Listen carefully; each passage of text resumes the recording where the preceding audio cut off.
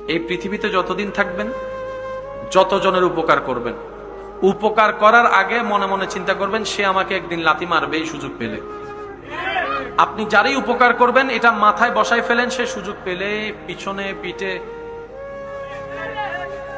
দ্বিধাবোধ করবে। যাকে আপনি গর্ত থেকে টেনে তুলবেন হাত দিয়ে, সে একদিন আপনাকে ল্যাং মেরে গর্তে ফেলার চেষ্টা করবেই করবে। কারণ এটা পৃথিবী, এটা দুনিয়া, এটা জান্নাত নয়। দুনিয়াতে চিরস্থায়ী সুখ বলতে কোনো শব্দ নাই, দুনিয়াতে চিরস্থায়ী শান্তি বলে কোনো শব্দ নাই। সেজন্য মুমিনরা বড় বুদ্ধিমান। মুমিনরা বলে কান্না করি আর হাসি, দুনিয়ার টাইম তো চলে যাচ্ছেই যাবে। আমি দৌড়াই আর এক জায়গায় বসে থাকি, সকাল তো রাত হবে, এটার তো শেষ আছে, ওটার তো শেষ নাই।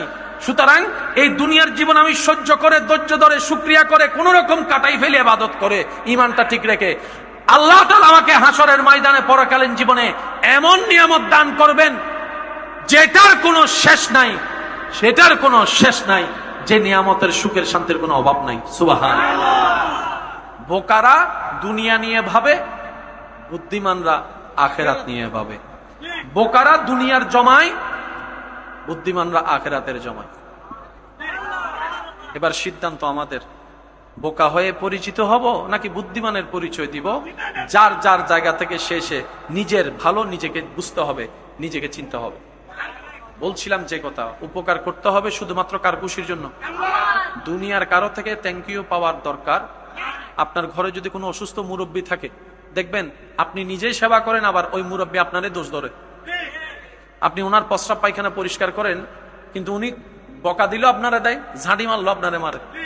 তখন অনেক সময় অনেকে বলে, হ্যাঁ করি লাভ কি? করে লাভ আছে, এখানে বুঝবেন না, চোখটা বন্ধ করলে বুঝবেন। সুবহানাল্লাহ। আর একটু জোরে বলেন সুবহানাল্লাহ। আর একটা কথা মনে রাখবেন, মানুষ যত বৃদ্ধ হয় তত ছোট বাচ্চা হয়। বৃদ্ধ মানুষের অভ্যাসগুলো দেখবেন ছোট বাচ্চাদের মতো জিদ করে বেশি। ছোট বাচ্চারা যেরকম একটু থেকে 19-20 হলে করে কান্না করে, মুরব্বীরা তার কান্না করতে পারে না, এটা রাগ দিয়ে দেখায়, জিদ দিয়ে দেখায়। তো সেজন্য যাদের ঘরে মুরব্বী আছে, মনে রাখবেন আল্লাহর পক্ষ থেকে আপনাদের ঘরের জন্য আলাদা একটা রহমত বরাদ্দ হয়ে আছে। সেজন্য যাদের ঘরে মুরব্বী আছে সম্মান করবেন, ধৈর্য ধরবেন। ওনারা তো ছোট বাচ্চার মতো জিদ করবে, বাঁচবে আর কয়দিন, হাঁটতেও পারে না, চলতেও পারে না, যে কোনো একটা মুহূর্তে চলে যাবে। সেবা করার চেষ্টা করবেন। আল্লাহ তাআলা আমাদের সবাইকে নবীর ওয়াফাদার উম্মত হয়ে কবরে যাওয়ার তৌফিক দান করুন। শত ব্যস্ততার ভিতরে রিজিক দাতার দরবারে শুকরিয়া আদায় করার জন্য